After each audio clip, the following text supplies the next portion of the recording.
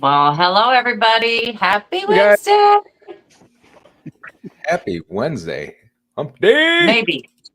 Maybe for some of Hi. us. Maybe for Depending some on of where us. you're at. Yep. Exactly. Exactly. Yep. As we have been doing on every show on all of our channels, we're out there sending our prayers to all the people in Florida this evening. It says that the hurricane is expected to hit land in about an hour. So everybody be safe, be careful. They're sending out stuff right now that's saying at this point, calling 911 is not going to help you. You can't evacuate now. You can't do anything now. It's already too late. So stay as safe as possible. Make sure you've got everything close to you. Um, I just can't say anymore. This has been a devastating day already for the state of Florida. It's been going on all afternoon. Yeah. So, I think we all might know somebody that lives in Florida and is trying to ride this out, as crazy as that sounds. My wife works with somebody that lives in Florida, and we just heard from her not too long ago.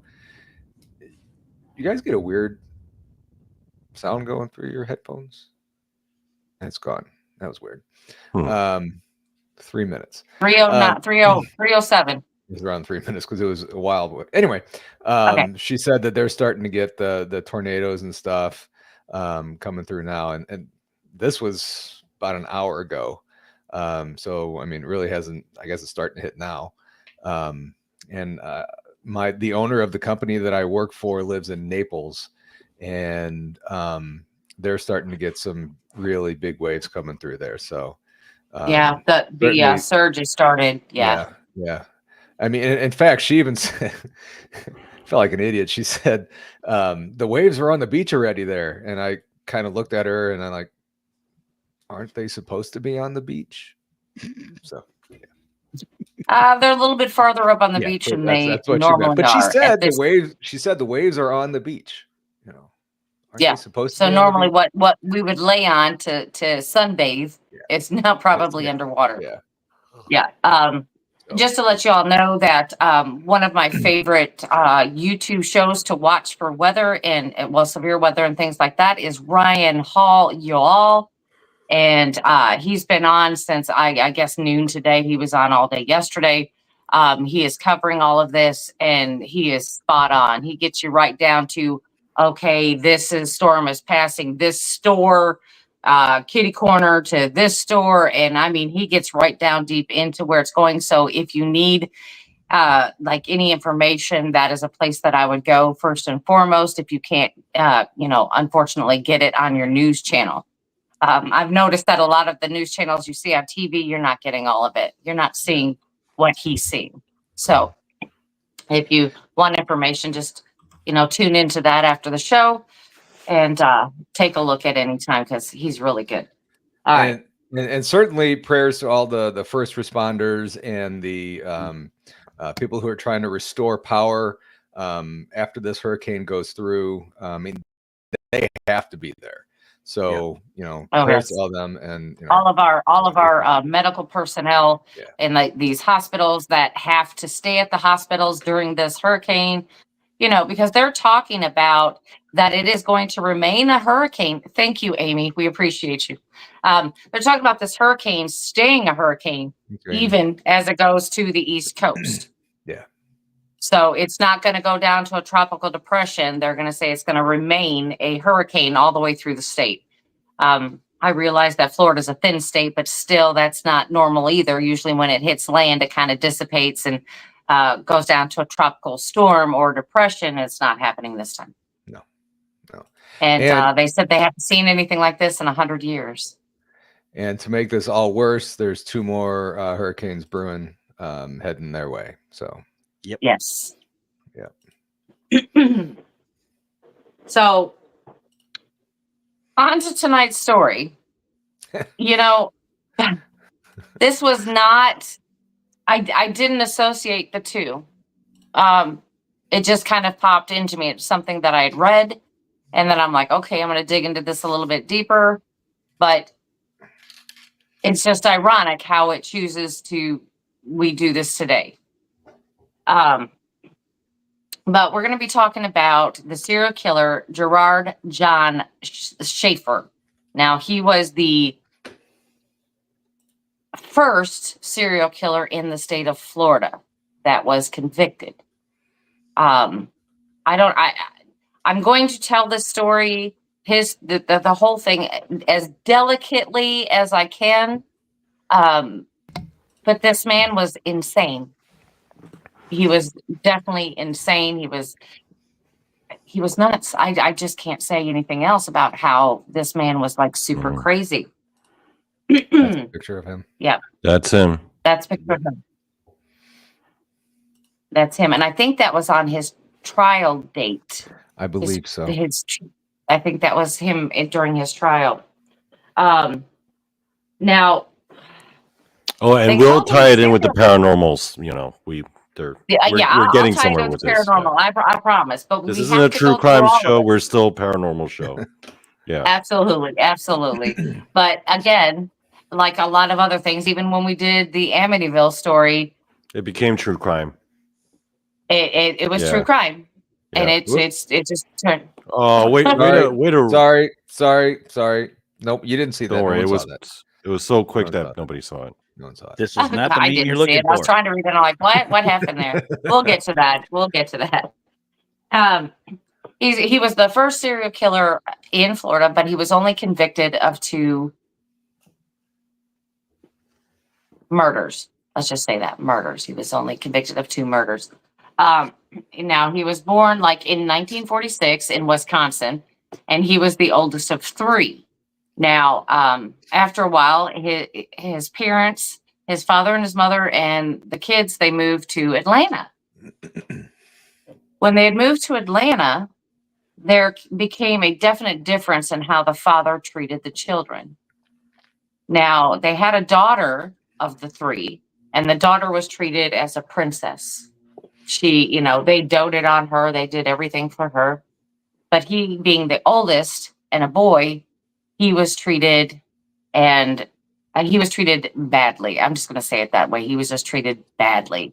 To the point where he wanted to become a girl because he thought if he became a girl, that he wouldn't be treated badly by his father, that he'd be treated better. He developed a thing called gender dysphoria, which means he just wanted to be a girl. That he just thought that the whole world would be better if he was a girl. Not that he had a preference or anything. He just wanted to be a girl so he would stop being hurt like he was by his father. At about the age of 12, I guess that's when all the typical killer instincts kind of kicked in, where he would do the animal mutilations. By that time, he was into bondage at 12. He was into bondage at 12. He would actually tie himself to trees so he could physically hurt himself as he was trying to get out. It was very strange. Like he would tie himself around a tree and physically hurt himself trying to get out of his own ropes or tape or whatever he used. It's very strange. But he also was cross-dressing at the time at 12.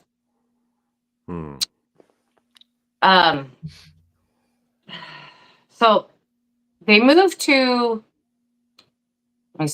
Fort Lauderdale in 1960. Okay, and he went to high school in Fort Lauderdale, did very well, graduated in 1964, did really good, and he went on to college there in Florida, where he actually got several different degrees because he didn't have any idea of what he wanted to do. So he got several different degrees, which I didn't find out what they all were, and I couldn't find any records on it. So I kind of have to just assume that it was like your business management, that sort of thing, just all different kinds of degrees, just to, figure out what he wanted to do. He got a Bachelor of Arts in Education for one of them, at least. Mm-hmm. Yeah. And then a teaching certificate later. Yeah. Right. So it's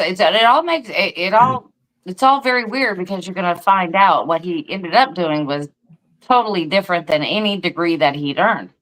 In 1966, okay, so he was raised in the Catholic Church. So in 1966, he decided that he was going to go into the priesthood. Okay. Which to me, that doesn't make sense of everything that he was doing growing up, why he would choose to go into the priesthood. So he got refused and turned away from the Catholic Church. They said that his basic Christianity had a lack of faith, that they didn't find him Catholic enough, I guess.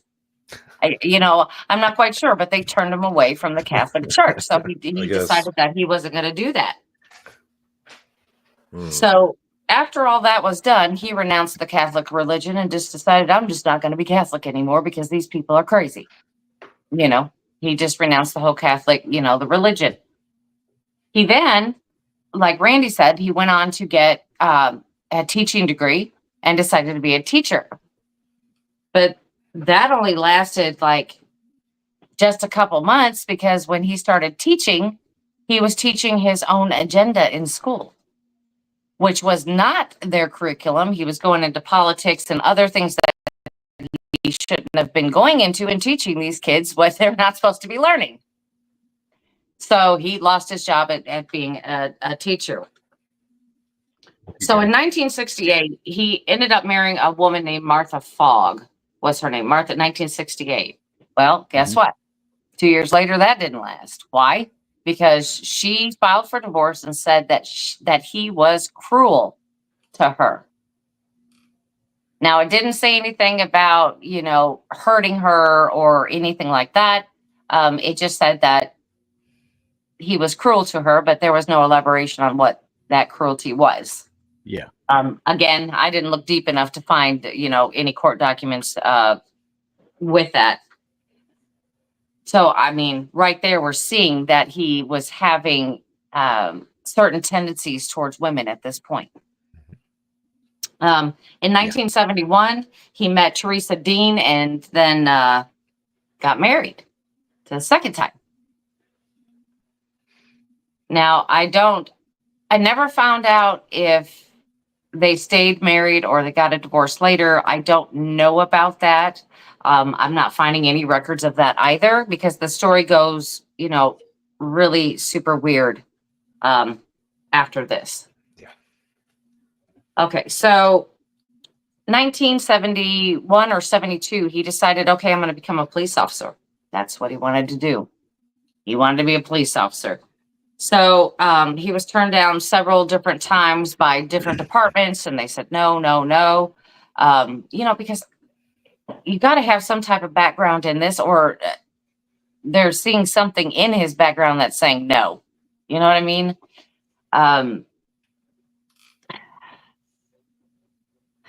There was a small police department in Wilton Manors. Wilton Manors is this little itty bitty place in Florida. That decided that they were going to have him come in and, work for the department. He was fired from the police department in less than a year. What he was doing is he was using police data to contact female traffic violators and getting their personal information and calling them up and asking them on dates. Now, he was married. Remember? Yikes. He was married and doing this.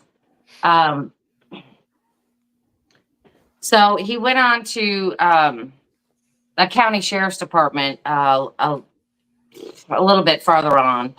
I think it was farther north than where he was.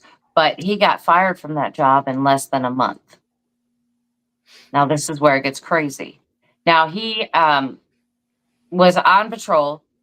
And he had seen these two girls that were hitchhiking from the beach. He picked them up and he told them that it was illegal in the state of Florida to hitchhike at that time, which it is not. But he was telling them that. And he told them, he said, hey, he goes, I'm going to go ahead. I'm going to take you guys where where you need to go. He goes, but I will pick you up in the morning. It's my day off. I don't have to work, that early in the morning. He goes, I'll pick you up and I will take you back to the beach in the morning so you don't have to hitchhike. Well, the girls agreed because he's a police officer. They're like, well, fine. Okay, no problem. So the next morning he went to pick them up. Except he didn't take them to the beach. He took them to this place that is located in, it's Oak Hammock Park, which is in Port St. Lucie. It is, it's a swampy area. Not a lot of people went out there at all. Basically your hunters and things at that time only went out there. There was not much, much out there. Like I said, it's swampland.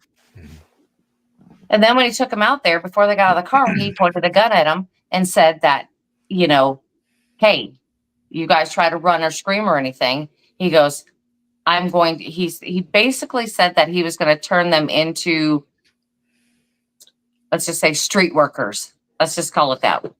Turn them into street workers. And that's what he was going to do to them. Yeah. So he finally got them out of the car and he tied them to a tree. As he was tying them to a tree, because he said he didn't have to work that morning, he did get an emergency call because he was in uniform. He was in the police car. And they're like, well, we have an emergency. You have to come do this right now. So they kind of, just looked at each other and were trying to figure out what he was going to do at that point. And then he's like, I'm going to leave you here, but I'm going to be back for you. So he left these two girls tied to this tree. Right? Tied to the tree and went on this emergency call for the police department. And didn't he tell them that he wasn't going to be that far away? And if they tried to escape, he would know? I'm sure there was more conversation in that when you dig into that part of it. I had to condense this because there's a lot to this story and I'm trying to condense it. Yeah. Yeah. But, so he took off on the emergency call and then, the girls were trying to get away, to break these bonds so they get away. Finally, they did break the ropes and everything that they were tied to the tree. Well, they made their way to the highway and they're waving down this car that came by. And guess what? It's another police officer. So another police officer picks him up. So when Schaefer finds out that these girls were picked up by another police officer, he calls his boss immediately and he tells him, hey, you're going to be mad at me. He goes, I picked up these two girls. I was trying to teach them a lesson to show them that they're not supposed to hitchhike because this is the stuff that could happen and blah, blah, blah. He was just trying to find a way out of the situation he was put in right there. Because for as much education as this man had earned, I think he was common sense stupid. Nobody's going to believe that. Nobody. You've had this job less than a month and you're taking these girls out to somewhere swampy out in the middle of nowhere and tie them to a tree. Nobody's going to believe that. Yeah. So anyway, he was fired and arrested that same day. So they took him in and he got out on bail. Oh my gosh. So let me find out where I'm at. So he tied him to a tree. Let me see. It's so much in here. So anyway, he pled guilty to the assault charges and he served 1 year in jail and then he had 3 years probation. While he was waiting for his trial though, this is where it really gets interesting. There were two other teenage girls that had vanished from Fort Lauderdale and they had turned up missing. But the mother knew kind of what was going on. She said, yeah, the two girls left with this older guy. She gave him, the make and model of the car. She even had the license plate number. She said the guy had told her his name was Jerry Shepherd. This old guy said his name was Jerry Shepherd. And anyway, when they ran the license plate number, guess what? It came back as Gerard Schaefer. So he denied it. Of course he's going to deny it because this is his MO. Yeah. It's never his fault. It's a narcissist. If I've ever, even heard of a narcissist, this is one. It's never his fault, and he'll try to say it's everybody else's fault. Anyway, they later found these girls, and they were tied up. They were decomposed, and they had signs of being, okay, we're trying to be soft here for the two of you. Let's just talk about mutilated. That's the easiest way to put it. They had signs of that, with the cuts on them and all this other kind of stuff from the decomposition and on their bones and whatever. So with all this evidence that they have, they decided they're going to get a search warrant on Schaefer's house, which he lived with his wife and his mother. Now you got to understand, his mother watched him growing up be hurt by the father. Yeah. So it's just kind of like he just, I don't know, was seeking her love or whatever. Or I can't tell with this guy because he's really super kind of crazy. Anyway, so after he was convicted, a few years later, they found 2 more girls that have been done away in the same type of fashion, bonded in the same type of fashion, except they were found under the same tree that the first 2 girls were tied to who got away.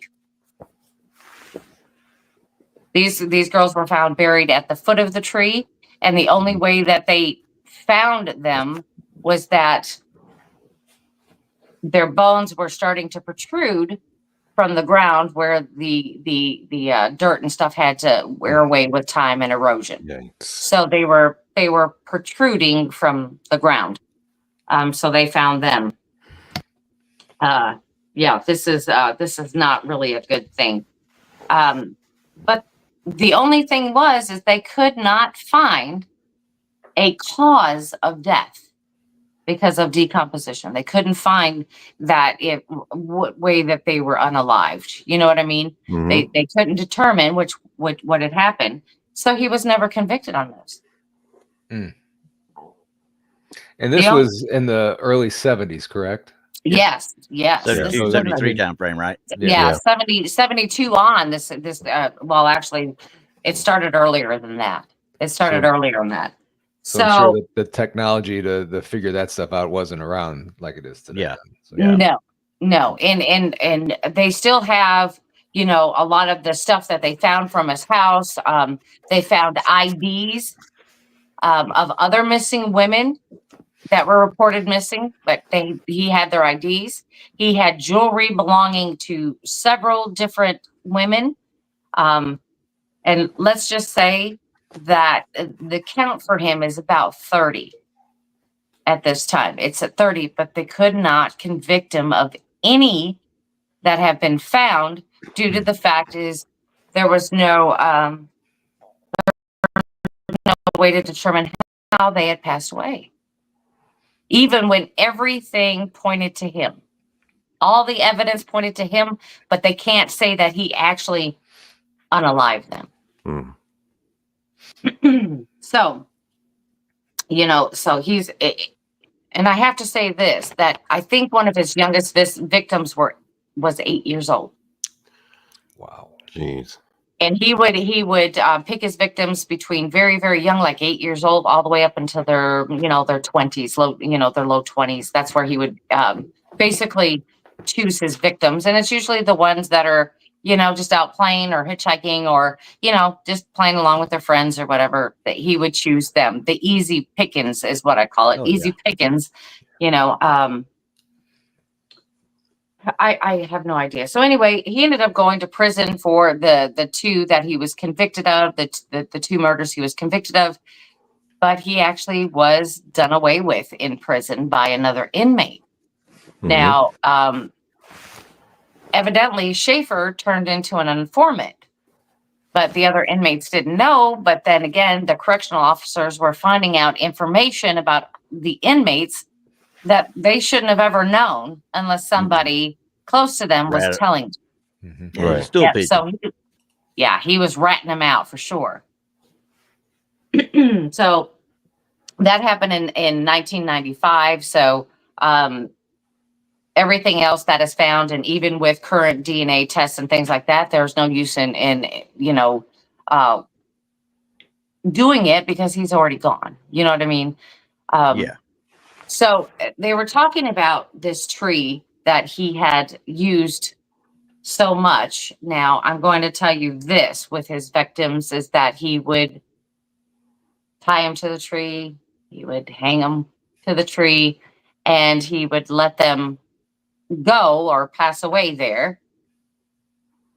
And then he would come back and use, this is so horrible, and use their bodies for whatever he wanted to do. That's how I'm going to put that. You know, he would do it while they're alive, and he would do it while they passed. So this man was a very sick individual, and it's just I just can't even imagine what was going on in his brain at this time. But like I said, we're not a true crime. I'm not digging into what he was thinking or nothing. I just know that there was something seriously wrong with this man right here, and he was always off. You know, I mean, because nobody wanted to work with him. You know, you can tell, you know, especially the stuff that he was into, trying to hurt himself and then being, you know, mistreating animals. And, you know, just the whole thing was strange. So let's move on to this tree. So a lot of his victims were found by this tree, as the two we talked about were underneath the tree. The two girls that we started talking about in the beginning where he got caught, they were at the same tree. Many bodies were found in and around this tree. They say that since all of this stuff had happened, that they've tried to cut down this tree. And weird and strange things would happen. Like they first went after it with chainsaws.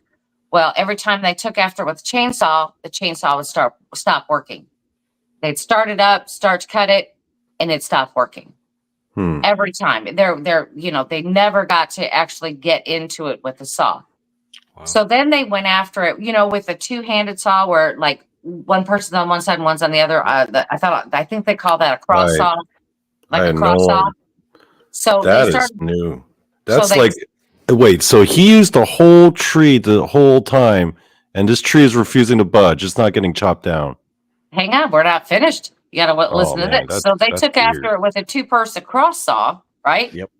So they started in with it. That all the teeth fell out of the cross saw. Which is insane, because have you ever actually laid eyes on one of them? It ain't happening. Those are not small teeth on that thing. No, not at all. And then so they decided to go after it with an axe, a couple axes, many axes. Every time they hit it with an axe, the axe head would fall off. Or a handle would break or something like that. Yeah. Yeah. They would just they would break. They could not cut this down. Now, this tree is still standing today. It looks kind of like it's dead, kind of. That's what it reminds me of, but it just refuses to die. And you can still see the saw marks and the cut marks in it. Do we have a better picture of that? No. Yeah, we're not seeing it. But anyway, on the one side, yeah, see how it kind of looks like it's just kind of like it just won't die, but it looks kind of dead, doesn't it? It's kind of black and disgusting. Yeah, it looks kind of evil. You know, people have tried to set fire to this thing. They've tried to do all kinds of stuff to it. So now this is located in Port St. Lucie in, like I said, Oak Hammock Park. A lot of people say what is that one? It's is it Higgins Island? Hutchinson Island. Hutchinson Island. Hutchinson Island, but it is not. I don't know why people keep confusing the two, but it's close to it, but it is not on the island. But people go out there and they complain of like such a heavy feeling walking around this tree or walking near the tree in just the general area that it's like people don't even like to go out there. Of course, I would go out there, just to check it out to see what it's like. I was just going to ask, is this something that you would go out and see? Yeah, I would. I would, because, I've got to find out for myself if what people are saying are true. Now, there is supposed to be a bathroom located somewhere near that tree somewhere right around there. And people have reported hearing female screams coming out of the bathroom and doors slamming in there, and there's nobody in the bathroom. Wow. They also have reported, apparitions of females walking in and around that forest area. I could see that. I mean, because think about all the blood and everything that is soaked into the ground right there. Mm-hmm. And that tree just won't go. It just won't go away. So, I mean, as we were all talking about in the beginning of this story, it's just, this story just really gets to me because it's just, I can't believe it. Anyway, we're talking about this hurricane that's coming in, hitting landfall. Do you know that Port St. Lucie has been hit and inundated by tornadoes all afternoon? Mm-hmm. Today, out of all of the days that we're talking about Port St. Lucie, mm-hmm. I'm thinking that if that tree goes down because of this weather, that'll be the only good thing that happens. It'll be the only good thing happens if it takes out that tree. I don't think it will. I don't think so either. No. I mean, if it can resist saws like that, I don't think wind will do much, no matter how strong it is. I mean, well, and there's also rumor abounds that what he did there released an evil into that tree. That's what I'm saying. So I mean, like I said, there have been tornadoes all over there today. I mean, that could be the best case scenario. That it would take the tree out. I'm wondering if it's not just the tree and just that particular little area there, because there was other stuff happening around that tree, like there were KKK lynchings back at one time, and they had done several arrests in that area of KKK and white supremacists in the area. Oh gosh, during after they found out about what had happened and they've nicknamed it the Devil Tree. Of course, you've got to have the Satanists out there. You've got to have them out there performing rituals and sacrifices and everything around this tree. Right. Plus, they're probably already aware of the history, so they're particularly drawn to that particular tree. Absolutely. I can see that being the case. Yeah. Absolutely. Damn, that's weird. Do you think that because of the blood that has been spilt around that tree, this is why it won't leave? I think so. I think it's drawing the other evil to it. That's just personal opinion, though, obviously. Yeah.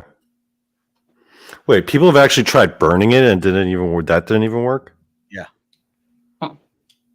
And it's got rumors of ghostly sightings and ghostly sounds. So you're talking about probably one of the greatest how can I put it? Residual haunting areas that you could ever find right there too. Mm-hmm. That's what I kind of thought, because I can't explain on YouTube exactly what this man did to these victims, and nor do I want to repeat it. Right. But I'm just telling you, I think that after his stint with the church and he renounced, the Catholic religion, I think he renounced just Christianity in general. It had to have been. I don't know, you guys. This story had really got me. like I said, because of the age of the victims, some have never been found, but they, all the evidence is pointing exactly to the same MO that the Schaefer guy did. Bristol's got a good little story there too. I mean, So one woman took a piece of it to put in her husband's car. She died in a car accident on the way home. Took a piece of the tree, I'm assuming. Yeah. Yes. Yeah. Yes. Yeah. They were saying don't even take that. Actually, I think they've got it now where you cannot, that you will be fined for taking a piece of that tree. and that's probably a good thing. It's Wow. probably or it's probably, hey, you idiots, we're going to take care of you, whether you're going to take care of yourself or not. Yeah. Right. Because that'd be I like don't- opening up the case to Annabelle and smacking it around a couple of times and closing it. I mean, come on. Right. Now, that's kind of like, okay, so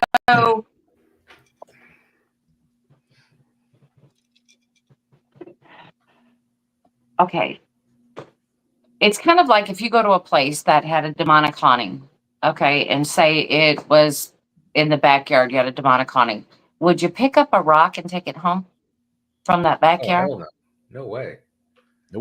Not in the least. Absolutely not. No. And No. why would you want a souvenir No. of something so horrific?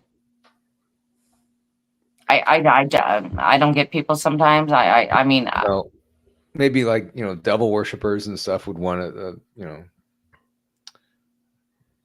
want a souvenir from it. yeah. Yeah. Now, have you seen like people try to actually do paranormal investigations? I'm sure there's like people who've tried, right? There has been some. I watched a couple. I don't think they were serious though. You know what I'm saying? I don't think they were serious. First and foremost, if I go to a place like that, I want to know. I mean, I have too many questions and I want to know. But some of these are like, they'll get out there and they're like, they'll hear noises and stuff. And, oh, well, we got to go. We got to go. Yeah. I just don't think that they were serious enough about it. Yeah. So, I mean, it was hitting home as I'm watching the news footage of what's going on in Florida today. And I saw that and I'm thinking that would be the only good outcome of this whole entire thing is that the tree got knocked over. So it'll be interesting to see if we hear anything after the fact, if it's still standing. I mean, that will be my question. Here's a further out view of that tree, and to me, everything's kind of green around it. There's a lot of dead branches on it. That's what I the New said. Jersey. It looks kind of dead. I think that's the That's New the one Jersey in New one, Jersey. though. Yeah, that's the New Jersey one. Yeah, because the other one is in I a don't know. forested area. Never mind then. Take it off. Yeah, I haven't looked into that. That was going to be my next quest, though, because I mean, they do have a devil tree, and that one's in New Jersey. I'm like, what is that one? And evidently, they tried to do the same thing to that one too. They tried to burn it and cut it down, and that one's in worse shape, though, because they did get some of it burnt. But people go out there and they vandalize it and all kinds of stuff. So I'm like, I don't know if I'd go out there and vandalize it. I mean, that's kind of messing with stuff you really don't want to mess with, especially if there was any like demonic energy to it. Yeah. So I kind of wonder if when they're searching for these bodies, if they took cadaver dogs around that area.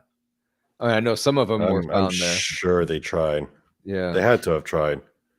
Well, yeah, but you're talking about in the 1970s. Yeah. They had cadaver dogs How back big then. were cadaver dogs? I mean, now you can get them in any state. I mean, you have access to get them in any state, but that I know that from the 1970s, were they that accessible? Yeah. Were they going to take them out to a swamp area? And would they do that? Would they be able to find anything now? I mean, would they pick up the scent of? I don't know. I would assume that they would, because even in the stages of decomp that they found that a lot of these people were in, that seeps into the ground, and it's going to stay there. Even if they were to remove the bodies and place them somewhere else, that would still be in the ground. That they would never get rid of that. And dogs can smell them for, I guess, decades. And from what I read, the little bit that I read today on this, the graves for these kids weren't that deep. So you would think after, some erosion time and with all the weather changes that they get in Florida, that we would be able to maybe start seeing more and more of this come up, but it doesn't sound like it. Well, that's how they found the two, the first two that had. But the other ones that are missing, you would think that, if they're that have buried been unalived. Yeah, no, that's how they found them, is because they weren't very deep. And as the soil erosion, normal soil erosion from the weather and everything, that's how, because then their body parts started sticking up out of the ground. That's how they found them. And then this guy, he was, I don't understand that. It would seem like these items that he had taken off his victims. I mean, if I had that happen to me, I'd surely haunt those items just to get after him. Yeah. You know what I mean? Oh, yeah. I mean, they want some payback. Yeah, right. I mean, how could you just keep those items? And if anything had an attachment, I would assume it would be something so personal as a piece of jewelry. Because some of these things were elaborate. They weren't just, a little gold hoop earring. It was, it was beautiful necklaces and things like that. And I'm like, there's no way. This guy, just from what you said so far. Uh-oh. Time out. Oh, no. Time out. Oh, boy. Time out, everybody. Time out. What's going on? Time out. I don't know. What's going on? Who's doing it? I guess Donny Cho, meme of the week. Okay, here it is, folks. We all know this photo, right? The time traveler. Haven't seen it before. Yeah, and time travel, and the subtext is aim for dinosaurs, land in the stupid 40s. And the guy's like, where them T-Rexes at? You guys remember this photo, right? The time traveler photo from the 40s. The guy looks all modern because he's got shades on. Right. He's like there looking for dinosaurs, and he's just like, the 40s. Oh man, everything sucked back then. Oh my goodness. Yeah, because but what's scary? Not my best one, but okay. Put that back up, because I gotta talk about something. Look at the guy in the right hand corner bottom. Yeah, that's what I was looking at too. Looks like a mannequin, don't it? No, he looks creepy to me. Yeah, he looks creepy to me. Back into this guy Poltergeist. And this guy stuck out like a sore thumb because he's like the only guy not wearing a hat, because everyone wore like a suit and a hat back then. That was like he just certainly doesn't look like the 40s. Yeah, he doesn't look like the 40s. Yeah, time travel's real, folks. But the guy missed. He aimed for dinosaurs, landed into 40s. He landed in the 40s. Yeah. I kind of wish he would have landed with the dinosaurs. Then they might have ate him, and we wouldn't have to worry about him wasting our oxygen. Well, see, but then we would have never had a picture if he would have landed in with the dinosaurs. I love time travel stories. Yeah. I'm just telling you, I don't know. That guy's freaking me out now. And I think you're right, Randy. He reminds me of that guy from the Poltergeist movie. Oh, this guy, the guy bottom right corner. Yeah, he is. Yes. in the second one, yeah. Yeah. That's kind of he's probably a weirdo. Now I can't unsee it. I'm sorry. Well, I mean, that's what I was going to ask you. With everything we've talked about with this guy Schaefer, everything you said, who he reminds me of the most? Buffalo Bill from Silence of the Lambs. Yeah. That dude was so sadistic. And I'm just sitting there thinking about it. It wouldn't take much for them to draw inspiration from the Schaefer guy to create that character. Yeah, I don't know. I'm gonna look up. I think the filmmakers actually said who he was actually based off of. Let me look it up. Yeah, because So while I he's don't know doing that, I'm looking Anyway. at the radar for Port St. Lucie, and it's on the eastern part of the state, and they're not. I mean, they're probably getting winds, but it doesn't look like they're getting much, at least right now. Well, the tornadoes Yeah. were spawning all up and down in that area today. And at any given time in a 2-hour span that I kept checking on it, it would be anywhere from 19 to 30 or not. Well, it was, 9 to 13 tornado warnings in that area, all around in that area. Wow. And that was over a 2-hour span. Wow. So Oh, we okay. know found it. we know with hurricanes that they can spawn in the beginning and at the end. So Yeah. let's just hope something knocks that tree down. I'm just saying. Yeah. So they, in an interview with the author of the original Book of The Silence book, of the yeah. Lambs, they asked him who he based Buffalo Bill off of. Right? He gave 3 names: Ed Gein, Ted Bundy, and Gary Heidnik. Now, Ed Gein, that's the one I originally thought of because Ed Gein puts this guy to shame, honestly, if you're going to get right down to it. Well, But, it was the whole stuff with the skin. That's Ed Gein. yeah. With that's Ted all Ed Bundy, Gein. it was pretending to be like a guy with a cast to lure Mhm. people in. That was kind of Ted Bundy's Yeah. thing. And Well- Gary Heidnik was because he would keep his prisoners in a pit. But now the Ed Gein story, I mean, yeah, we know that that's true crime and everything, but there are hauntings and all kinds of things associated. They've done documentaries on just the hauntings from Ed Gein. Hmm. So, Wow. I mean, as much as we don't like to talk about it, and we know that this is true crime, well, Kind of go go hand in surreal, hand at people. times. Go surreal. Yeah. Mhm. It's just it just makes you want you just want to tell them, hey, everybody, all your victims, rise up and go after him. Just torment him the rest of his life. Hmm. That would be my thing. I would just like torment him for the rest of his life. They were even talking about with this devil tree that they had a priest go out there in I think it was 1992. They had a priest go out there, and bless the land and the tree and all that kind of other stuff. And the priest put a cross up there, and of course it kept getting knocked down because of all the occult activity out there. But you know what I mean? And that tree didn't have a chance. Hmm. It didn't have a chance. And it still doesn't have a chance because I still think that there is activity going on out there that shouldn't be. Isn't that kind of crazy? Very.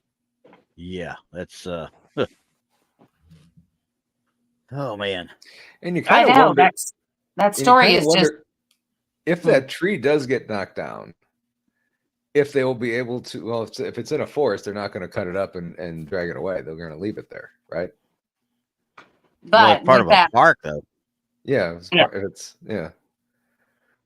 But I was going to say, And- if it would fall in like a neighborhood or an area where it could take it away, I wonder if it would allow it to be taken away. If it would be allowed to, or if the tree would allow it to be cut up and everything like that. Yeah. Whether or not it would let them do it. Yeah. Go through that would be interesting if it would go through the chipper. If That'd it does be- get knocked down. What's really scary about that, though? Goes back to the one that I believe it was Bristol had said, whoever it was, let's talk about the person took the piece to take to their husband to mess with them or whatever, and she ended up dying in a car crash. Mm-hmm. You chip it, it becomes mulch. They're going to recirculate mulch everywhere, so it's going to go all over the place. I think God. that Yeah. personally think that if it gets knocked down, because they're estimating the tree to be like 150 years old or whatever. If it does get knocked down, I think with its history and things like that there will be more care in taking of its disposal Mm-hmm. than any other tree. You would think so. Or you would hope so. I would think so. Hmm. Because I don't know. I do think that if the tree goes, just say through the storm, if the tree goes, or any other time, doesn't matter. Do you think that the hauntings out there would stop? Or do you think that they would continue? I think they would spread out. Yeah. They would go off in random directions. Yeah. And that's how it happens. So do you think that, like, okay, so if it is from his victims that were, unalive there, if it were his victims, do you think that they would be released perhaps, like, to maybe go to where they want to go, their happy place? I don't They know. might if already be there. families. They might have Are they already present? left. Yeah. Not if their blood was spilled on the ground. Wouldn't that absorb all their energy and stuff? And If It's those are hard. residuals, though, I mean, the soul itself could be elsewhere if it's just a residual of the mind or whatever, the consciousness. That's true, because it's just energy, right? Yeah. It's just energy. So, but what if they're trapped there, and this would be their only way to be released from there? But what if whatever's trapped there with them, or whatever evil is in the tree, is released as well? Hmm. That We've got is two my sides point. of the coin here. So yeah. Right. What if he's there, keeping him there? He's the one that's trapping him there. That's a good point, Paul. That's a good point. What if he is there? Because that's where I think he's in hell. I'm sorry. Yeah. I couldn't help but notice his 3 choices in job path, right? Catholic priest, teacher, and cop. These are all positions where you have like power over people. Where you Exactly. can tell people what to do. Exactly. Yeah. And Well, I mean, teacher, you work with young kids. Mm-hmm. young girls, yes. Yep. Cop, you have access to Young girls. handcuffs. Yeah. Yeah. You gain their then- trust. And to be a priest, Yeah. young girls. Yep. You have all access to, in this position, young girls back in the 70s, you had every access to young girls without any other supervision in those 3 positions. Mm-hmm. So that just tells you right there, I mean, that his whole way of thinking. Now, would he have been a different person if his father wouldn't have done what he had done to him growing up? Or do you think that he would have had these tendencies anyway? Do you think it's genetic, or was it just something that he was made into? Well, from my understanding of serial killer profilers, what they often say, it's serial killers are a combination of multiple things: childhood trauma, head injury. In addition to that, and yeah, there's just a number of things that have to kind of come together in order for him the perfect, even the perfect storm of evil. Mm-hmm. right, and even if he had the thoughts, Right. there's a whole lot that have to come together for him to act on his impulse. But the one through line that they always find is childhood trauma and head injury, both. So I'm thinking at some point in his early life, he had gotten a concussion somehow. And that could have been. I mean, Yeah. like I said, his father hurt him quite frequently. Yeah.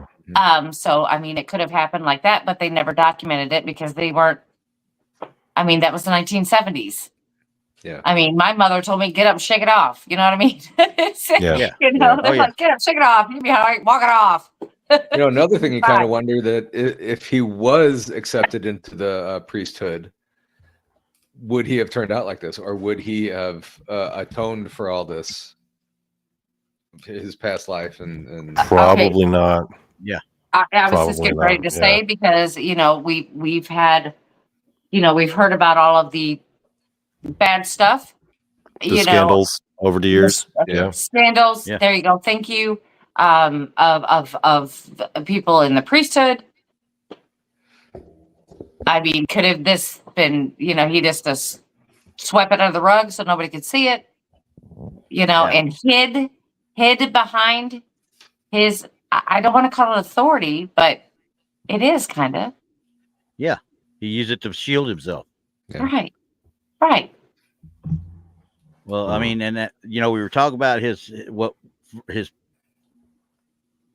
predilection to become that way. And, Amy said something kind of cool there that I thought about. His father had the evil originally, maybe, and it found itself into him. Possibly. Or maybe it was where they moved to. There was something like evil there, because you also mentioned earlier that in his early life, you know, they moved to Georgia, and then his father's behavior changed. Mm-hmm. I mean, maybe it was something in that house that influenced his father to be the way that he was. That general area. Kids. Wow. Yeah. And then evil spreads like a virus. Yeah, because I mean, you think about it though. I mean, it could have been anything that the father may have been exposed to. Because it didn't seem like he was always that way. It wasn't until they moved. Right. They moved. Back in, well, it was 1960 when they moved to Fort Lauderdale. Mm-hmm. So they didn't stay in Wisconsin long, because that's where he was born at. They didn't stay in Wisconsin long, and they moved to Atlanta. It could have been any point. That may have been the reason why they moved from Wisconsin. That may have been the reason why they moved from Atlanta, because of the father, and maybe he had some bad tendencies, Yeah. I mean, they never delved into it. Nobody ever thought to. Well, of course, I think by the time this happened, I think the father was already dead, if I'm not mistaken, right? Yeah. So he had died earlier. Yeah. Because he died in 84, actually. Oh, he died in 84, so he was still around. So well, the mother was living with Schaefer in the 1970s. Yeah, so maybe they split. That's what I'm thinking. Yeah, because I didn't dig into that part. I mean, there was just so much that, and I try to condense it and make it friendly. I don't think it even talks about it that much, and even on the Wikipedia, I don't think it really talks about that part that much. Yeah. Yeah. So I didn't really go into the father. I mean, but maybe we should have. Maybe we should have dug into maybe the father and dug into that story to find out why. Or maybe there was something out there that could tell us why that he treated the daughter, like a princess, and treated his oldest son like nobody. Maybe he had tendencies. Right. But see, he favored the girl. So that's why I'm assuming Schaefer hated. Or maybe it was even worse than he even mentioned. Mm-hmm. Mm-hmm. It surprised me that he got married twice. Yeah. I mean, but his first wife said he was very cruel, but there was no elaboration on it. So I'm wondering, it doesn't say when his parents got divorced, but I'm looking up Senior. Yeah, I was trying to find something on Senior too. His I can't find nothing. tombstone is all by himself. He was a sergeant in the U.S. Army in World War II. Okay. There's no spouse or anything on his tombstone. That man probably died alone then, is what it sounds like. Oh. And if he was a sergeant during World War II, I almost guarantee you he's got some sort of ghost in his background somewhere. Yeah. It could be. It could be. And it does say spouse Doris Marie Schaefer. No, it just says 2006 when she died. Mm-hmm. Yeah, because like I said, that Gerard Schaefer was done away with in prison in 1995. Yeah. Mm-hmm. But I mean, I didn't see any mention of course not. I guess we'd have to find a book on it or something that somebody's dug into this or had interviews or something about what did that mother think? Yeah. Because she had basically what it sounds like, a horrific life. For number one, with the husband, because if he was mean to those kids, I'm sure he would, or mean to him, he was mean to her too. Mm-hmm. There is a book I found. It's called The Hangman: The Life and Crimes of Gerald John Schaefer. Oh, the hangman. What a... Yeah. Yeah. Well, it's appropriate because that's what he used to do. Yeah. What? It says buy used $130. What? Yeah, there's some random books out there like that because I've also tried to find books on certain topics. I remember I was trying to like research like Korean shamanism and folklore, and I saw this one book that was like $400. I was like, really? $400? I could buy a PlayStation with that money. Yeah. No thanks. Yeah. I'd look it up on Amazon. I am on Amazon. It's Oh, $130 of on Amazon. No, that's too much money. That's okay. That's Yeah. fine. Thanks. $30 is too much money for me. Can I buy it on Audible? I mean, Yeah, let's see if you got the like. What about the ebook version? yeah, like- exactly. I read books sometimes on my phone. I do that. I do ebooks sometimes. They're kind of convenient. I'll You do need to log in. ebooks. Yeah. They hurt my eyes a lot because I do wear glasses. So I mean, Oh, do you set the background to black and the text I to do. white? Okay, I do. That's what I do. It's the same thing. Yeah. But I'm an Audible girl. I mean, going on the Mhm. trips like I do, and I love to drive and you Yeah. know, see the scenery. I'll listen to the audiobooks Audiobooks? like nobody's business. Yeah. Yeah, I used to do audiobooks like that.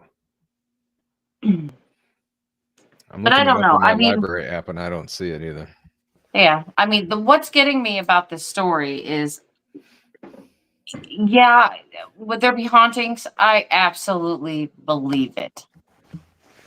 But what is keeping these girls there? I mean, is it Gerard Schaefer? I mean, is he keeping them there? I know, I believe he went straight to hell, but if he's still earthbound,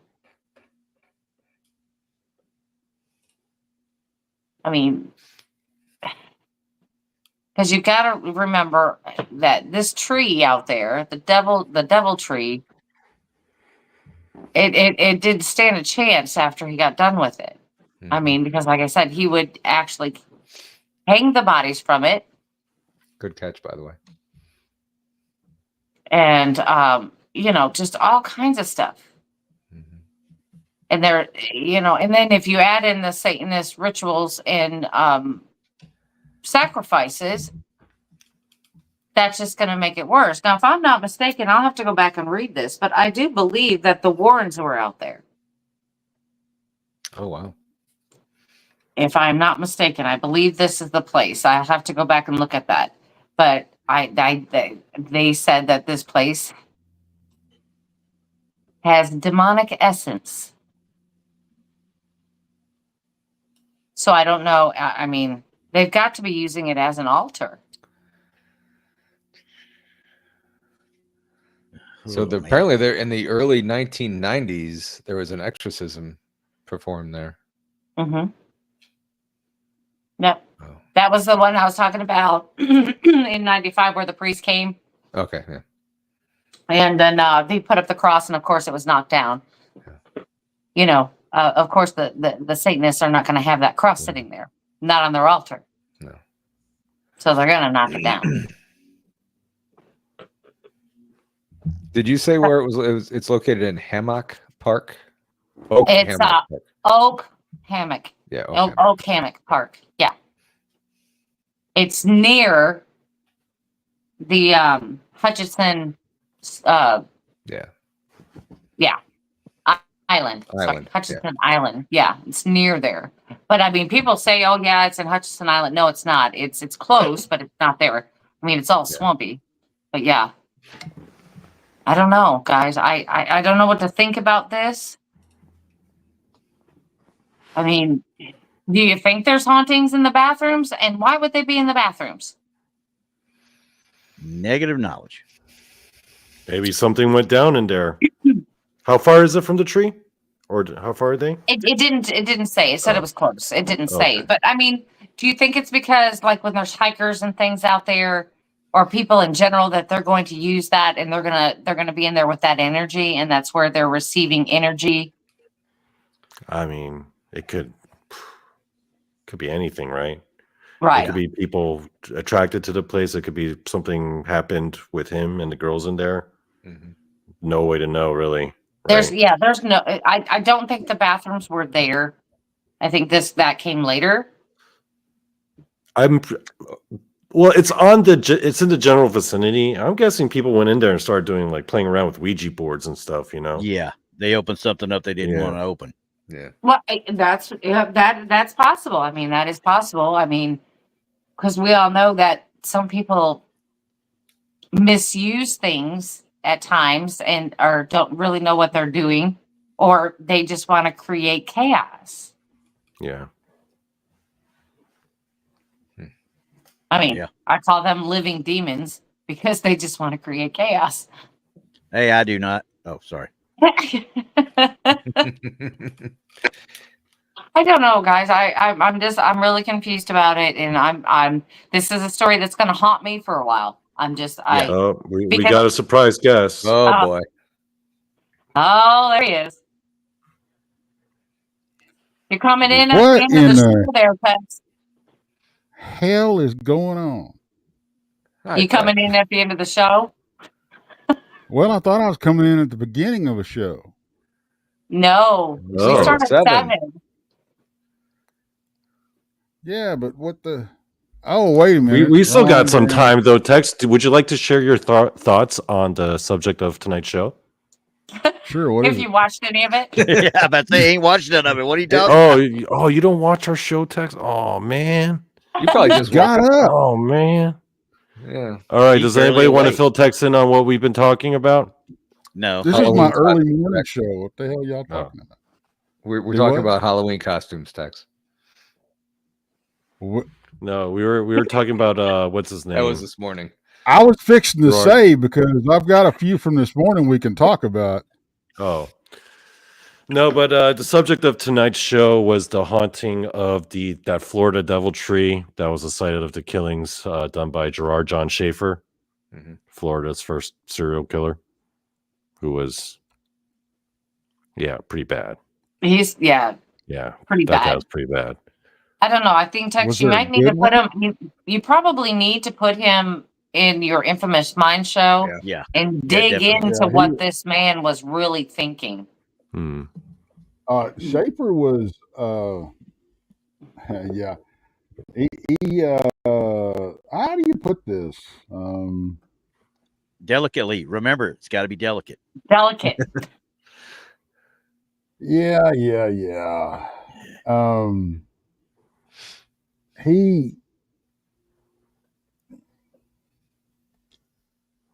The thing about it is, okay, now he had the job that most serial killers try to get. Okay. Right. And that's kind of what made him different. Now, not only that, but because he became a cop, right? Mhm. Mhm. And there's only been a couple of serial killers that actually did that, actually passed all the stuff to become an actual cop. Him Mhm. and the Right. Golden State Killer were two of them. Okay. So, but he could, this guy was so freaking obsessed and taken over with his drive that almost right out of the box with the two teenagers he took out in the swamp. Mhm. Yeah. Mhm. And you call your boss and say, hey, I may have messed up. Right. You know? Yeah. I was trying to teach him a lesson. Yeah, I was trying to teach him a lesson, Yeah. and this is what I did to him. Can you imagine? I mean, you read about his boss's reaction, but can you actually imagine the reaction of a boss when you, because I think all of us has walked up to our boss and go, you know what, I screwed this up, blah blah blah, and all this kind of stuff. Yeah. And honestly, most of the time it's a, hey, I get it. At least you owned up to it, and that type of thing. To hear the story, that's kind of what the reaction that he got. I don't think that was the reaction that he got. It would be like, because I'd be like this. That's his side of it. Right. I'd be like, oh, okay, wait a minute. Let me call HR. Like, I got to call somebody because I am not going to say anything at this time. Yeah, it's. I wonder how it went down in that precinct with the other cops. I wonder what they were thinking. I don't know. Well, and for him to turn around. How delusional. Well, I was going to say, for him to turn around and be an informant. He was an informant. He turned around to be an informant while he was in prison. He had a... Oh, never mind. Yeah. Because, see, that was another way of him having control when he was out of control in the prison. Because he didn't have... he doesn't have any control over, or very limited anyway, of his environment and what was going on. But that was his way of gaining control and almost being in an authoritative position again. Yeah. And that's what most of these guys seek out, is a position of authority. That's why you see them fail as being cops and usually end up being like security officers or something like that. Or like in BTK's case,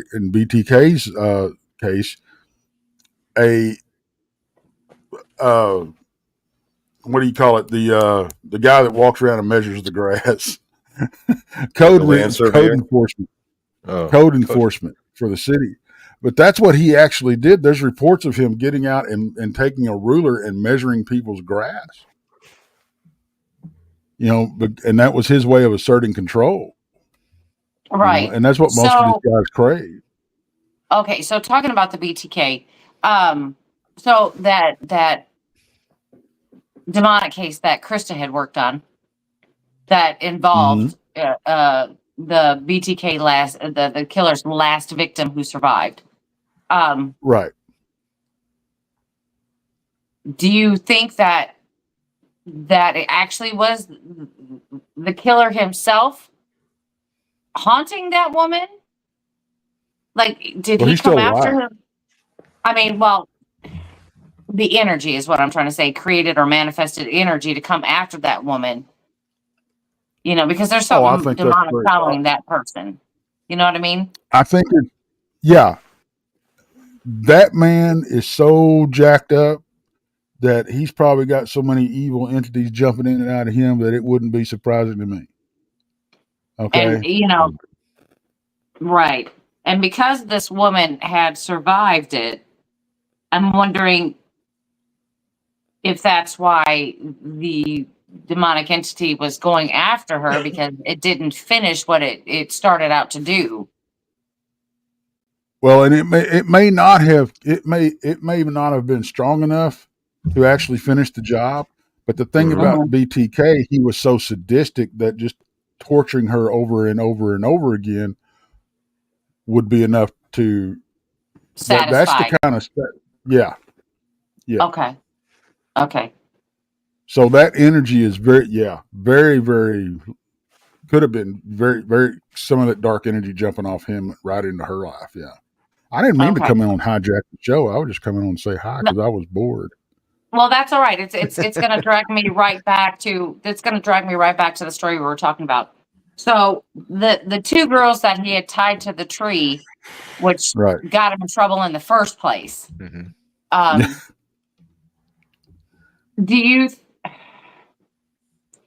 I don't know, but it'd be interesting to find out if they're being haunted or if sought after, or because I honestly think they're, if he wasn't possessed, or I think there was something definitely clinging to Schaefer.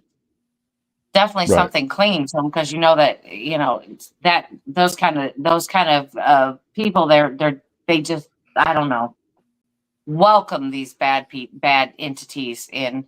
And I'm wondering if the girls are having issues with that today. I think they are. I don't know if they'll be having. It takes a really, really strong person to go through what they did, and not have lasting repercussions, Mhm. either mentally, emotionally, or even spiritually. Okay. So, but them being able to escape on their own, and them being together and close friends. I would be surprised if they're not just really close friends. Unfortunately, if they're still alive today, I mean, we really don't know because, Right. I mean, I guess we could look into that. Yeah, yeah. I was actually surprised that they've got their names out there. Because one of them was 17, one of them was 18 at the time. That was 1972. So they're going to be about the same age. I'm looking those two girls up right now, and I'm not. Okay, I think it was Pamela Wells and Nancy Trotter. Nancy Trotter. Yep. Yeah, it was Nancy Ellen Trotter and Paula Sue Wells. Right. I had to think about it for a second, because I was like, I know I wrote that down somewhere. There were so many victims and so many names that I just want to make sure I had the right ones, Well, and the thing about it is, if you look at his track record, okay, what's the first job he had? Basically, he was a teacher, right? And he followed that up with being a police officer and a security guard, all positions of authority and have control. Well, we did talk about him going into he wanted to become a priest, and they kind of refused him because they said that his faith wasn't good. So I mean, honestly, what do you have to say or do for the Catholic Church to say, I'm sorry, you're not good enough to be a priest? What do you have Especially to really back then. do? Yeah. I mean, Well, if you, I think a lot of times about his faith. Yeah. Well, I think a lot of times too, it wasn't just, it probably wasn't that, it may not have been that particular reason. That's the reason they gave. They gave him.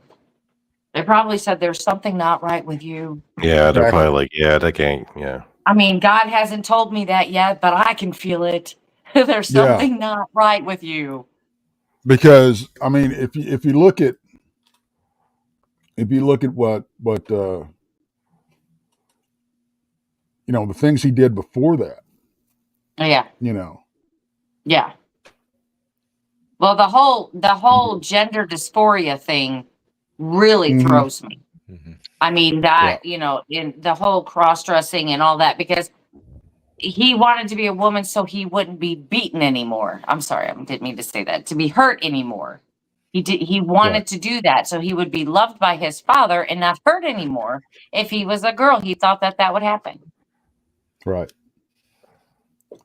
Well, what I thought was interesting is after his first divorce. Yes. Did you see the reason they got divorced? Well, the only thing that I dug up was she said that he was cruel to her. Yeah, they extreme cruelty is the basis of their separation.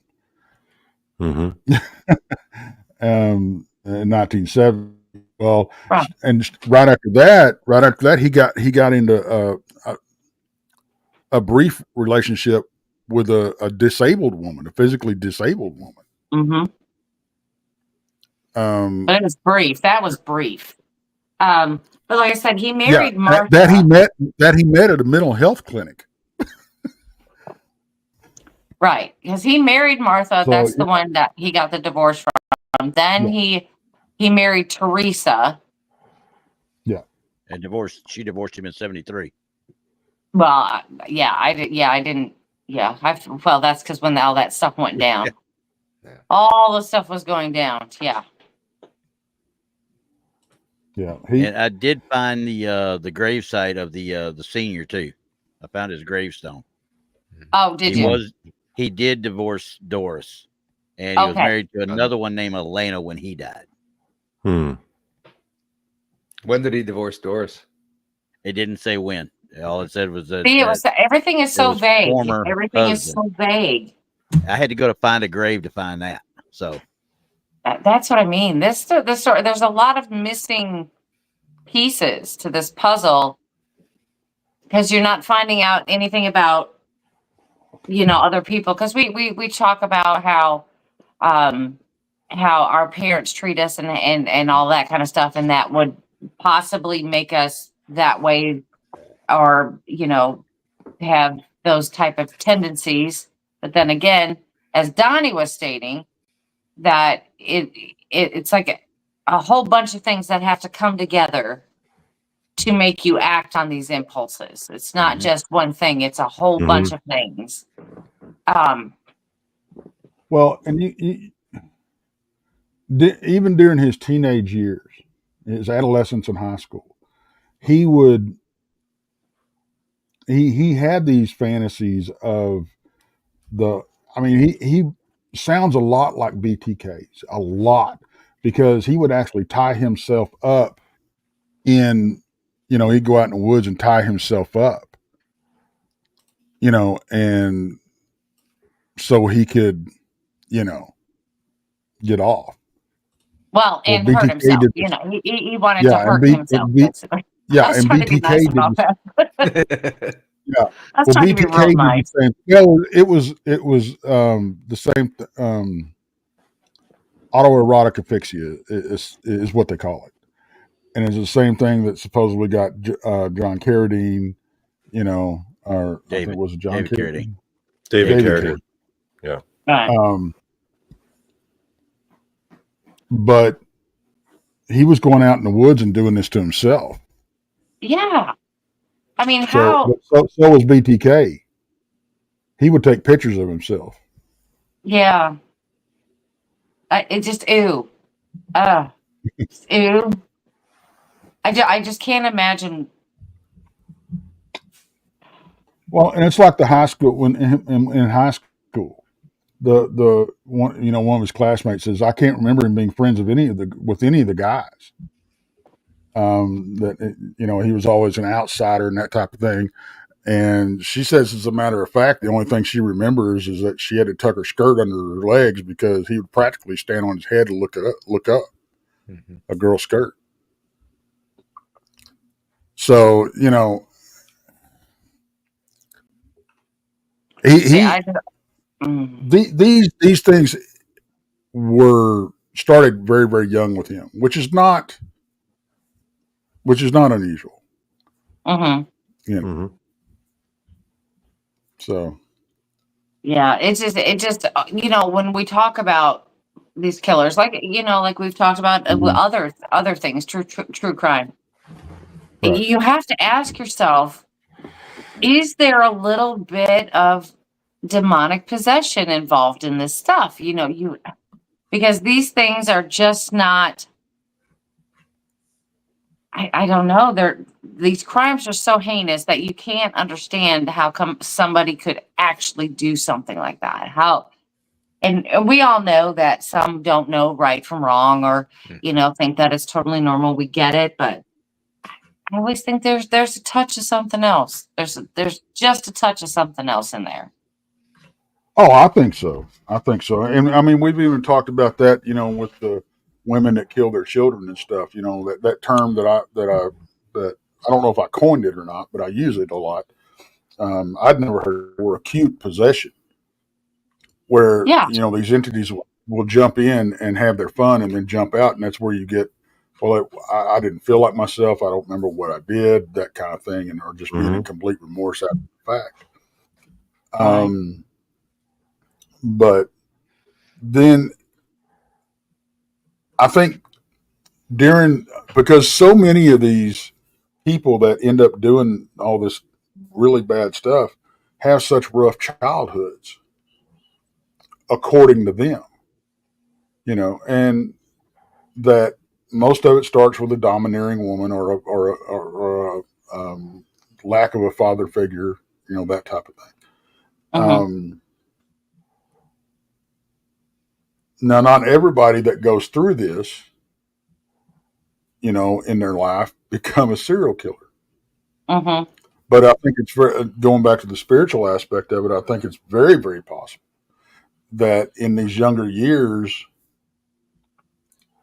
that if something approaches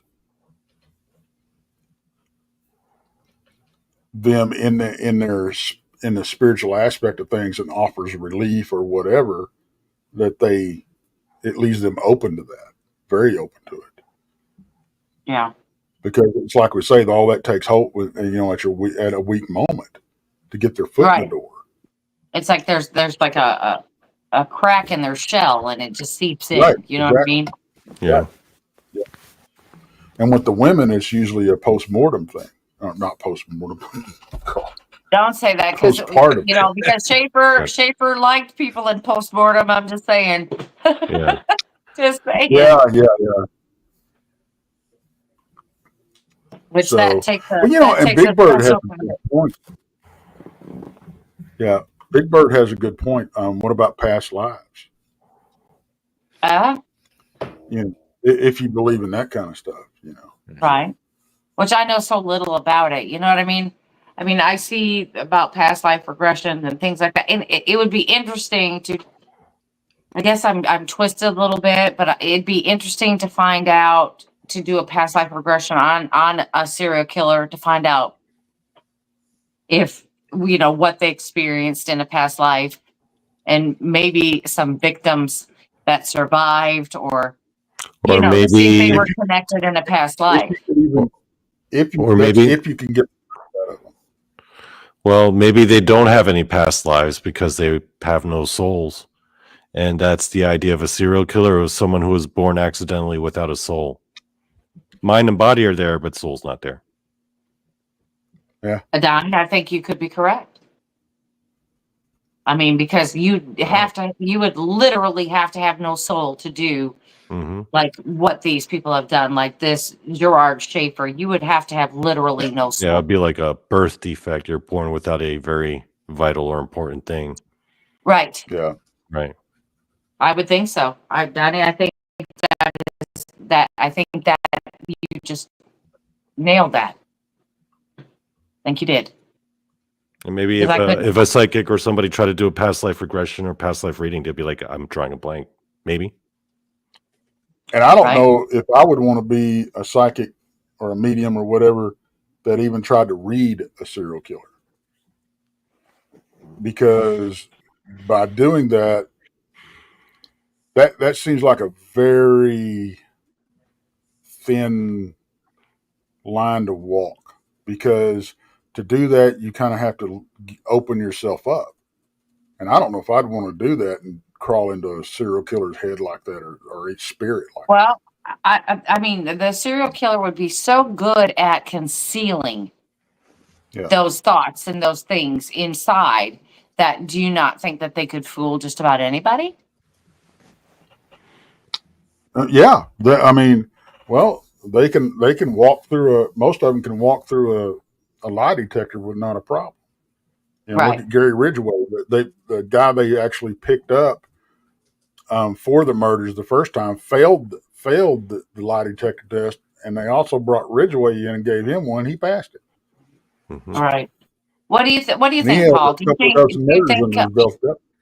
right, Paul? Do you think that a serial killer could hide those things from a psychic medium? Do you think they could? I think so. Why not? Yeah, I mean, I think they're skilled at doing all kinds of other stuff, hiding their crimes, hiding bodies, hiding evidence. I mean, That And they I also just think they become would so take good the at it? opportunity to play Yeah. with it. what's I that? think they'd take that opportunity to play with whoever's doing that because, again, that's their way of being, having Controlling. control. Yeah. Mm-hmm. So and the thing about it is these people are pathological liars and they're good at it because they have no remorse, they have no empathy, so they don't even know. That needle don't even move on their radar. Right. Right. In the words of Gerard Schaefer, hey, I was just trying to teach him a lesson. Mm-hmm. Yeah. I don't know, Randy. What do you think? I'm gonna tell you right now, when it comes to the serial killers and the mindset of any of them, I'm sitting there looking at them like I'm not delving into their stuff because, quite frankly, I don't know if it's a rabbit hole I really want to go down. Right. Good point. And It's a how dark would you one. know? How would you know if it's the truth? How would you know if you're actually hearing the truth from them, or maybe again talking about demonic oppression, possession, whatever we want to talk about here? What if there is a little bit of touch of that going on, and you would never hear the truth anyway? Yeah, you would never hear it to start with. That's why I was saying that rabbit hole that you'd be going down, you're never going to know what they're going to tell you is going to be true or not. So it's Right. you're just opening up a can of worms that you're never going to be able to know. Number one, unless you already have the facts of the case that you could point to and say, okay, you did do this, whether or not you were influenced by something else, you did do this. Right. Secondly, Right. if I sat there and dig into your psyche trying to figure out if you were possessed or whatever, half of the jury's going to look at you like, why are you even asking this? This dude literally tore them apart. He's frying. That's all there is to it. Right. Right. I mean, because it So- sounds like you would have to completely convict a serial killer on evidence, because they would just completely lie through the whole thing. Mm-hmm. Oh yeah. So you Well, you would most have of to them have the will. evidence. So in the case of Schaefer, they didn't have the evidence. No. Well, the only evidence they most had of was go ahead. Go ahead, Randy. I was just saying the evidence that they had, was quite frankly, when you look at just what we've looked at, quite frankly, other than his admission to the first sheriff that he called and said, hey, I did something bad, you're not going to like it. Other than that, did he ever admit to anything? Mm. He always Most claimed of them innocence. do. Most of them confess But he because didn't. He never confessed in court. No. Right. Now, but he said later that there were 30. But the things that they found in his home, such as the jewelry and the IDs and personal items, were of a lot of victims. There was more than just the two that he was convicted of. There was multiples. Yeah, there's a full list. Did he plead guilty or? I don't remember. No, I think he was convicted. Yeah. But I don't think he quite pled. frankly, they convicted him on quote unquote circumstantial evidence, quite frankly. Well, okay. In December 1972, Schaefer appeared in court in relation to the Trotter and Wells abductions. Due to a plea bargain, his attorney strongly recommended he accept. Schaefer was A plea bargain. able to plead guilty. Yeah, he was able to plead guilty to just one he charge did. of Okay. aggravated assault. That was in the first two that got away, though. That wasn't in the murders. In the two murders that he was convicted of. That was just in the two that got away. But that was just aggravated assault. That wasn't a plea bargain for murder. No. Right. Yeah. Right. But So, I just think I think it was strange how he was in prison and he was done away with in prison because they said that he was an informant. And they talked kind of weird about the inmate who done it. His name was Vincent Rivera, I think was his name. Vincent Rivera. What was the inmate's name who had done away with him? He ended up with 53 more years on his sentence for doing that. Mm-hmm. Wow. And the guy was already in there, and he wasn't ever getting out anyway. Right. Well, there was the reason behind that, according to what I was reading there, and it wasn't because he ratted on him either. It was because they had fought 2 days prior over the last bit of hot water in one of the coffee dispensers. Yeah. They had fought over that. Right. Now, what would take? Now I'm going to question this Rivera guy whether or not he is close to being that, because we haven't even dealt with how many times and how much damage was done to Schaefer when he died. Yeah. Right. Well, I again, going back to the paranormal side of things, I mean, what is a demon's first and foremost objective? It's to cause chaos. Mm-hmm. That's what they want to do at any cost. That's what it is. Well, if you're kind of attached to Schaefer and you're in prison, there's not much you can do there except fight amongst each other. And I think everybody is in there is on the bad side of dark. You know what I mean? Yeah. Yeah. But 40 times over some water. Oh, back to what I said. So, I mean, like I said, this could be a little bit more than just two bad guys. Mm-hmm. This could be like a little bit of spiritual interference, demonic interference. Well, they did convict him on circumstantial and physical evidence because he was found to have the victim's possessions, personal of the two stuff in his possessions. I like, but when he got convicted for the first two,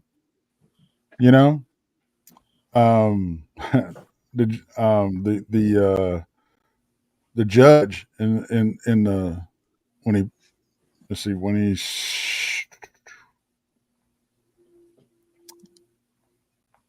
where is it? I read it a while ago.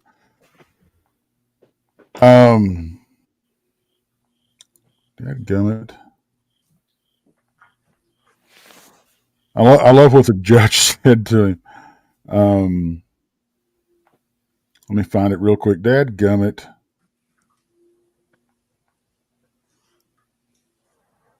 Dadgummit. Oh, I know. I had it a while ago. Oh, here it is. Upon passing sentence December 22nd, Judge D.C. Smith lambasted Schaefer, informing him it is beyond the court's imagination to conceive how you were such a foolish and astronomical jackass as you were in this case. That's what I said. With all the education that this man got, he was sure an idiot. He had no common sense. Just none. But that brings us back, Tex, before we sign off, because we're getting close to the 2-hour mark and everybody got to work tomorrow. But anyway, as we were saying, we were talking about this hurricane, and even though I brought this up and I found the story, and these two were not connected with the hurricane, and we were talking about the DoubleTree where this man did this horrendous stuff and how they tried to cut it down, it won't come down. They tried to do all kinds of things to it. Talking about the hauntings in the park there and all this other kind of stuff. I was stating that I was hoping that the tornadoes that they had an outbreak today on that side of the state, they were talking like for 2 hours, I was watching that it always had like 9 to 13 tornado warnings around in that area. So it was kind of crazy. And I said, the best thing that could happen to that place is that either a tornado or this hurricane is going to take out that tree. Because I think that tree is holding on to all this bad mess. So, I mean, it's very possible. I'm hoping. That's what I'm hoping. And I'm hoping with all the salt water and all this other kind of stuff, it kind of cleanses itself. I think you need a howitzer to take down that tree. I'm with you. Yeah. It's Then possible. flamethrow it afterwards. Yeah, just the fact that they couldn't saw it down and the chainsaws would stop working, that's weird. Yeah. I think, yeah. I don't know. And to go back to what we were talking about earlier, well, maybe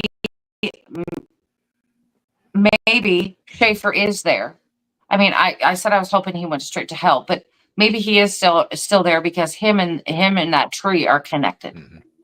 And Because he always went to that tree. He never chose anywhere else but that tree. So maybe they are connected. That's all I have to say about that. Yeah. I'm done with it. I'm just like, Well, Head Trip's got a good idea. Let's get some tannerite involved. Yeah, I think I'd take care of it after a while. Oh no, we need to ask Bigfoot to pull it out by the roots. There you go. There you go. Yeah. There you go. yeah, we'd have to pull it out by its roots. I mean, Yeah. and then I'd probably dig like 10 feet farther than where the roots were. Dig that out too. And then lay Dispose of it Roundup all. on everything. Yeah. Let's kill it all, But anyway. I still off, think a nuke the howitzer. Dust off, nuke the site from orbit. I'm with you on that one. Yeah. Something's got to get rid of that tree. And that's what I say. And I mean, when I picked that story, We'll be this like house Elmer. was We'll be big. like Elmer Fudd with that tree. We'll think of every sort of way. We'll keep feeling. We're like that damn tree. It's still standing. I know. So it'll be interesting to see if anything comes about that tree, its survival after the storm. I'd be interested to hear if anybody goes out there. Maybe we should just bring like a truckload of termites. The termites No one's ever probably thought of died doing before they that. get to it. An army of like termites and like woodpeckers just unleashed a horde. Yeah, Well, but the woodpeckers remember, will eat but the remember, termites. Yeah. remember the yeah, story that's of the true. woman who took the piece of bark. Now the Yeah. termites and all of that stuff are going to start spreading that stuff everywhere. We don't want it to spread. Yeah, and then we'll have evil termites, and we can't have that. I know. they're We could bad have enough. like colossal, like Yeah. giant termites. Yeah, evil termites would be a bad Hey. news. That could be a new cryptid.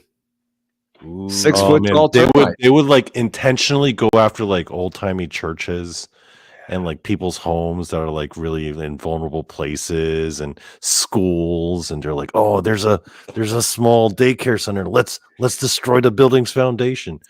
Evil termites are a scary thing, guys. We can't even will imagine that into possibility. Giant turn the evil curtain. ice We termites. gotta stamp Right. out that potential tulpa. That's it. That's it. evil I termite. think, Donnie, there's a show for you. Giant termites. Termite man. Being They Termite eaten man. got to be for it. giant. They got to be giant or ice termites. Ice Yeah. termites. Yeah, that too. Yeah, that leave footprints in the we think are armadillo holes. There you go. That's it. They'll do like the Randy most gets- Yeah, they'll do the I most got it. evilest things. Right. Well, with that being said, everybody, let's just pray that everybody in Florida is okay, except for that tree.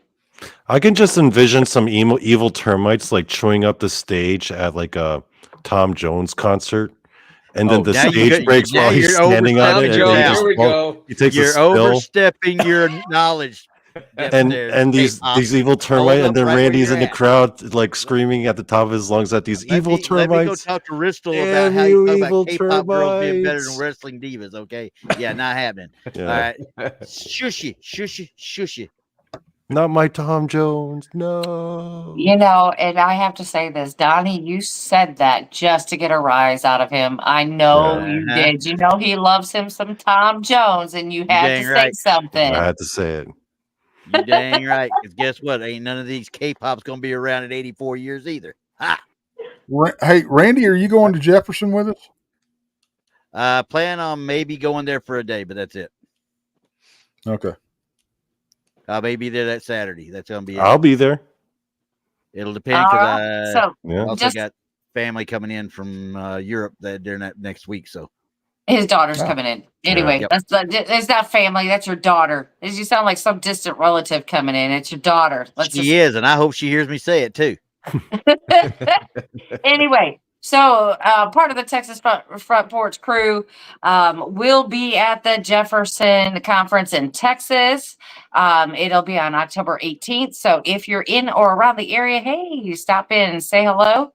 And, we always like to see and say hi to everybody. So I won't be there, but Tex will be there and Donny will be there. So make sure you stop by and say hello. Danielle Diva will be there.